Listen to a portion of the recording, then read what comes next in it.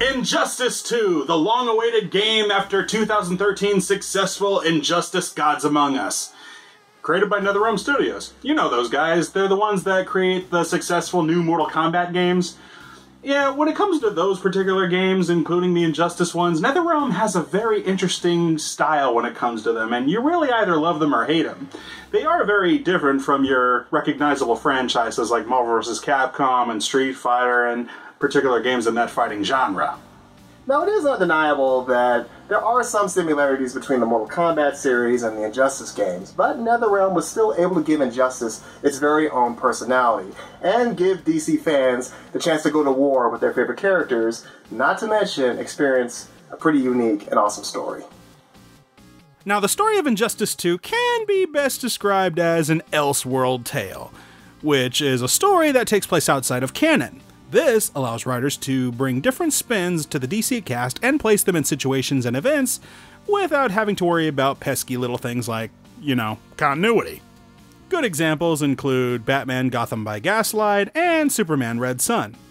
The Injustice storyline is centered around Superman changing his views and becoming far more aggressive against wrongdoers after the death of Lois Lane and their unborn child at his own hands thanks to the Joker. After killing the clown prince of crime, he becomes more of a dictator, with Batman leading a resistance against him. That's the problem with fighting for truth and justice. The battle never ends. And executing them will end it? First Joker, now this. When does it stop? When there's no more crime. The story of this game begins with the destruction of Krypton, doesn't it always? As Kara, Kal-El's cousin, manages to escape with the help of her mother, but not before witnessing the city of Kandor being taken by Brainiac. As the planet is destroyed, the blast separates the two escaping pods, sending Kal-El to Earth and Kara careening into outer space. Flash forward many years later, and Superman's regime has fallen and he has been imprisoned. Batman and his new allies have been repairing the cities and resuming their duties against crime. He sends Harley Quinn, Green Arrow, and Black Canary to investigate the formation of a new villainous group dubbed the Society, which is being led by Gorilla Grodd. Meanwhile, in Egypt, Kara, after being rescued by Wonder Woman and Black Adam, is being trained to use her powers so that they can break Superman out of his red solar sun prison. With all of this about to come to a head, Brainiac makes his arrive to Earth, after discovering that Superman, a Kryptonian that survived the destruction of his home world, is still alive. He looks to correct that little oversight and add the planet Earth to his collection as well. Superman's survival is an oversight I must correct. Superman's no friend of ours. I am aware. But your planet has also piqued my interest.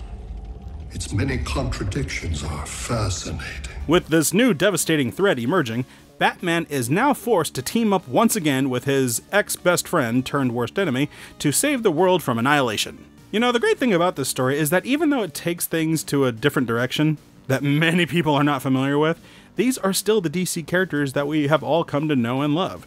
The Superman in this game is basically what would happen if Christopher Reeve's Superman had gone rogue.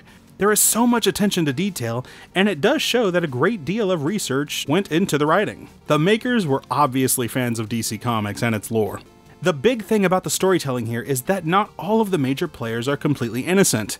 While it is so easy to look from afar and say, oh, Batman is clearly the good guy and Superman is obviously the bad guy, it's really not that simple. While Superman is all about killing off the bad guys now, which of course is highly questionable morally, Batman is also kind of an asshole here as well. He is so stubborn and is set in his ways that even his own son calls him out on it. You coward. We are at war with these animals. You think you're better than him? You let the Joker keep on killing. You couldn't save Lois or Jason or anyone! The bottom line is, a lot of the bad stuff that happened in this world can be placed on Batman's doorstep as well. Ultimately, things are not as black and white as they seem. There is a bunch of gray mixed in. Kara is also a nice character in her own right, as she still maintains the naive innocence. To see her get exposed to these new goings-ons is pretty tragic, actually. The only one that really got on our nerves was Wonder Woman.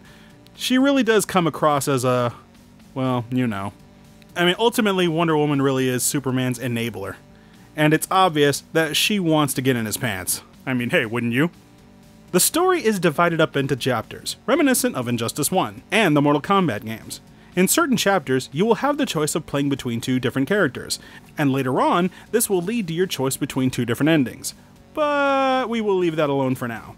All in all, the story is quite good. It is compelling, it takes risks, and overall is very enjoyable. The story is also carried by fine voice acting by many well-known favorites. But the story mode is just one element in this game. Also available through single player is the tutorial, which runs down the basics and advanced mechanics. This leads into the gameplay. The fighting system in Injustice 2 is very similar to the first one. It is a side-scrolling fighter with a huge focus on combos and juggling of the opponents. There are no rounds in the fighting, instead 2 health bars. First one to get both of their opponent's health bars depleted wins. There are 4 major attack buttons, a light, medium, and a heavy attack which you will use primarily for your combo strings. The 4th button is a specific power button that is unique to each character. Examples include Batman summoning remote control bats, Superman's temporary power-up, and Flash entering the Speed Force. They are made available sparingly throughout the battles, forcing you to pick and choose when to bring them out. By imputing directional arrows in combinations with the attacks, you can unleash a variation of special moves, which include overhead strikes and bounce attacks, where you blast your opponent off the wall and off the ground as they come flying towards you, setting up an opportunity to perform a juggle for a great damage. And trust me, you are going to want to get good at this. Additionally, with all of this, a key element in this game are meter burns. When attacks happen, a meter gauge is filled up at the bottom of the screen. With certain attacks, you can use a bar of the meter to extend the attack to make it more effective, like having gun users like Deadshot fire multiple rounds in succession. You can also use the meter burn for defensive spots, like an extended dodge roll to get out of range of would-be assaults, or escaping halfway out of a fall. Now, when the meter fills all the way, you now have the choice of activating your character's super move, similar to level 3 Hyperform from Marvel vs. Capcom games. If it connects, you see a long cinematic sequence in which your character punishes the opponent. Now, every character only has one, so some may get tired of seeing it, but to us, it's still a hoot. Well, as long as it's not being done to us. Then it's like, ugh, hurry up so I can fight. There may come times, however, where you may not want to do the super, but instead keep the bars filled just in case a clash is initiated. Now, if you are in the midst of a juggle, and by that I mean getting your ass handed to you, you can break out of it by performing a back direction in conjunction with a meter burn. This will activate a scenario where you can wager the amount of energy that you've gotten up in those bars down there against one another. Now, if the attacker wins, they can deplete some of the health from their opponent. If the defender wins, they can regain some of the health. If you enter a clash without any bars at all, well, you're gonna be pretty much screwed in this encounter. It really is a game of chance that does add a bit of strategy to the game. Moving on, the stages in the game are also filled with interactive sections that are unique to them. When and if you cross an object that is flashing, you can press the grab button to interact with it. For example, like picking up a trash can and throwing it at the opponent, or heaving a car and throwing it at your opponent. Well, that is, of course, if your character has the strength to do so. The more agile characters will instead leap off of them, creating some distance. At the edge of some of these stages, though, if you connect an attack with a wind-up heavy hit, you can do a stage transition, where the enemy goes flying through an almost slapstick segment, ending up in another area where the battle continues. This really makes it feel like superpowered beings are pummeling each other. The only things that are missing are some funny sound effects. NetherRealm has constructed a very specific fighting style for this game, which honestly works for and against it. The fighting is a lot of fun, and there is a ton of maneuvers and strategies to employ. But it will not be for everyone. This game is not as easy to pick up and play as compared to other offerings. Also, each character has his or her own unique playstyle, to the point that you really should just choose one and really spend a great deal of time with him or her to learn their idiosyncrasies, in order to get really good at them. If you go in blind, you will struggle, especially when facing off against a more experienced player. So it's best to pick one and try to perfect him or her before moving on to another. It's not really a bad thing in our minds, just something that makes Injustice 2, well, what it is. Yeah, you'll either be down with it or you won't. Simple as that. The game's roster is kind of a mixed bag. Look, you can't please everyone, and we acknowledge that. Now the classics are here, well most of them anyway, and quite a few newcomers, but some are not all that impressive. and there were better choices out there, who will hopefully come via DLC. It is also a bit disappointing that almost a third of the roster comes from the Bat family, but hey, what are you gonna do? From our point of view, the most well-balanced characters seem to be Superman, Batman, and Supergirl, while elsewhere you'll find slower heavy hitters like Bane and Atrocitus, ranged attackers like Darkseid and Dr. Fate, combo beasts like Robin, speedy fighters like Cheetah, and so on and so forth. Now of course, not all characters are created equal, as there are some on the higher tiers when compared to others. They each have their own strengths and weaknesses, although some you may find a little harder to get around. But thankfully no one here feels Deathstroke broken pre-first patch from the first game. In addition to tutorial, you will also have a practice mode, where you can try out a character to see if he or she is for you. This game can become difficult to learn, but there are plenty of tools that are at your disposal. Now outside of tutorial and practice, you can have a single fight where you can go one-on-one with an AI opponent. All this is in single player mode with story. Now let's talk about Multiverse. Multiverse mode consists of numerous planets that appear for a limited period of time.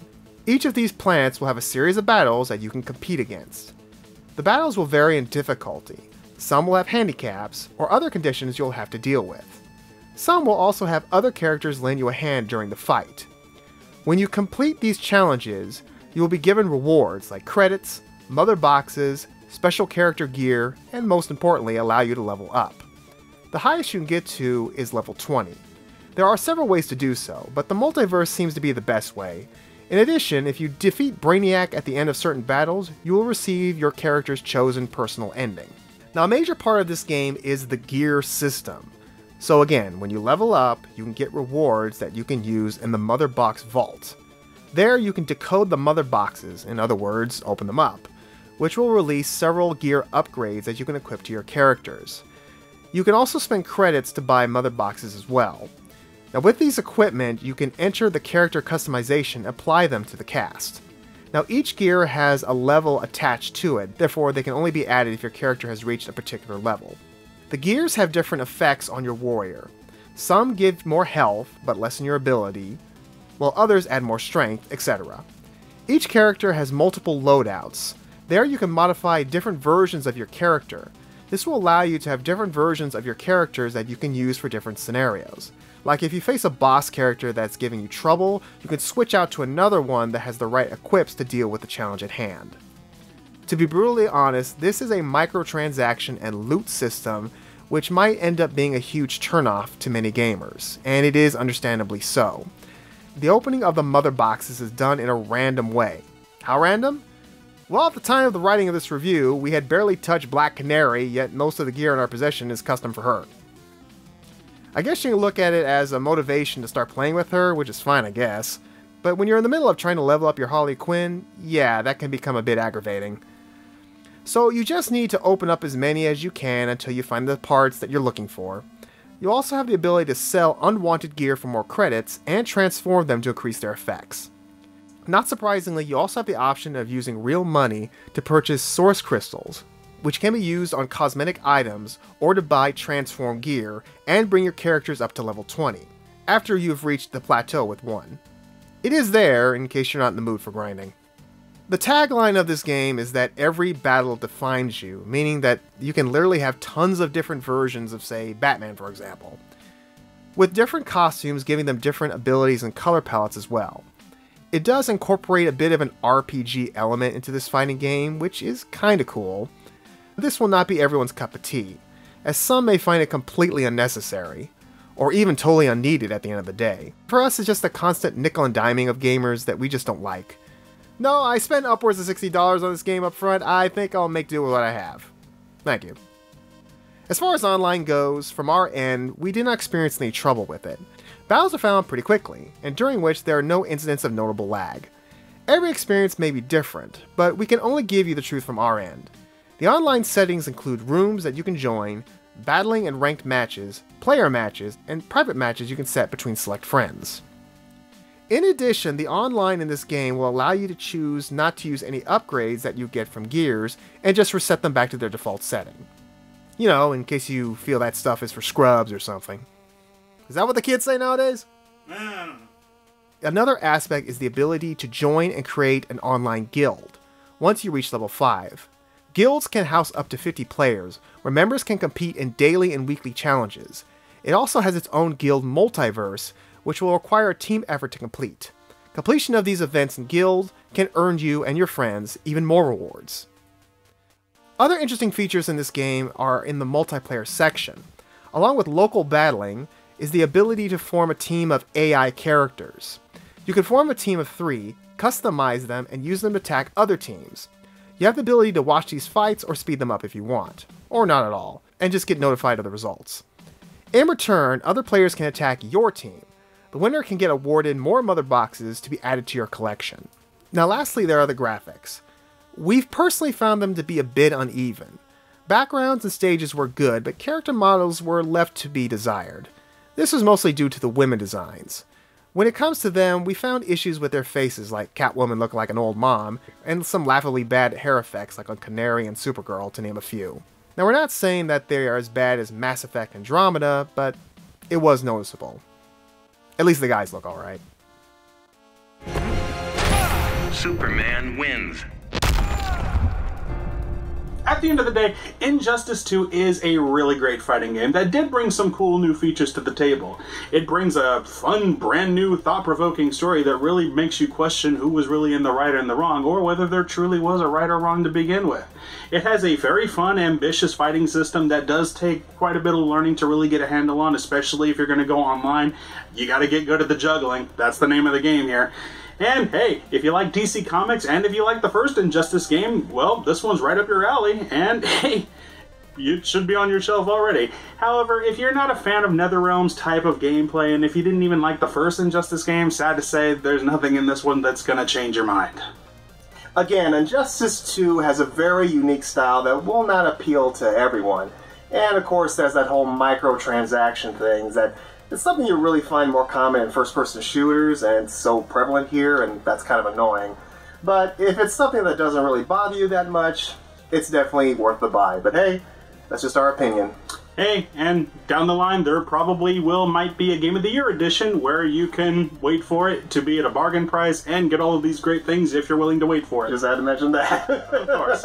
Meanwhile, guys, you've been watching the Brotherhood of Gaming. I'm your host, William Morris. And I am your co-host, Eugene Morris. And we will see you next time on the next game review. What is it going to be next? Hey guys, if you liked that video, be sure to hit the thumbs up down there below. And if you want to see more, be sure to hit that subscribe button so you can keep up to date with all of our future uploads. And also, you might want to follow us on Twitter and Twitch, as we're constantly updating news on what's to come there and streaming. So if you want to be involved in the review making process by watching our streams, be sure to head over there to Twitch. See you next time, guys!